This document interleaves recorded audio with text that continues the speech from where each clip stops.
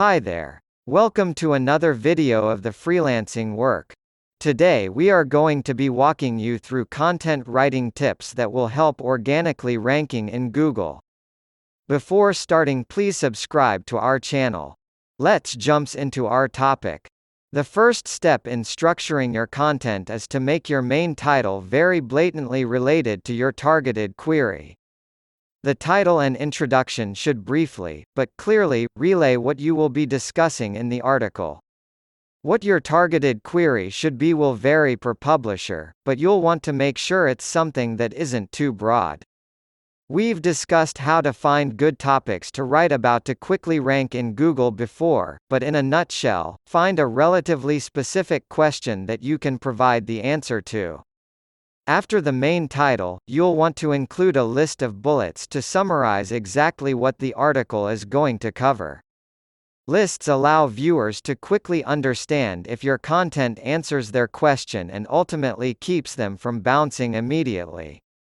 The title of your post should begin with something that answers a question specifically: how to, how does, what is, what can. To finish your introductory section, it is beneficial to link the visitor to other content you've written that may also help them answer similar questions.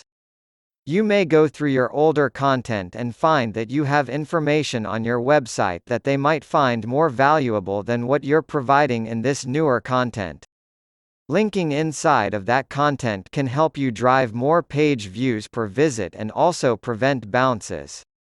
There are two main ways to break up content in a way that may open up your ability to rank for specific queries and garner more organic traffic just from your content structure, H2 tags, and images. People that are searching for answers to questions hate reading blocks of text that they have to sort through. Content should be organized into short paragraphs under H2s or broken up with images.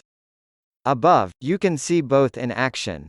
H2s allow publishers to post all of the variants of a question in regards to the keyword we are targeting. It gives readers a way to know what is coming up next while breaking up and organizing your content.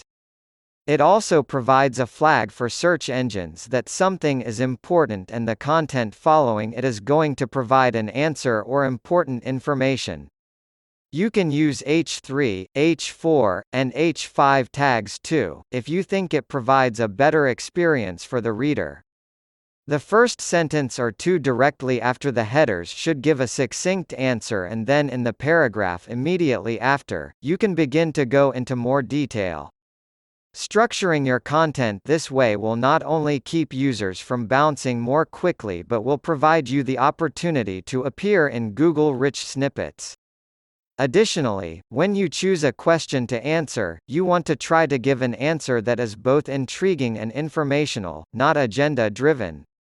To choose your H2s, Google your targeted topic or keyword and see what questions appear in the "People also ask" section of the search results. Our alt text should generally be aligned with the H2 heading that is directly above it, which will also increase the chances of it ranking for a related snippet. How do I finish writing content to maximize visitor engagement? In most cases, you want to try to summarize the information you provided the best you are able to. It really helps if you can include a link at the very end as a final recommendation to another page on your site. Then, if you include comments on your site, prompt readers to leave a comment. It can be cumbersome to moderate the comment section, but comments can lead people to spend more time on your pages, ultimately making your content rank higher.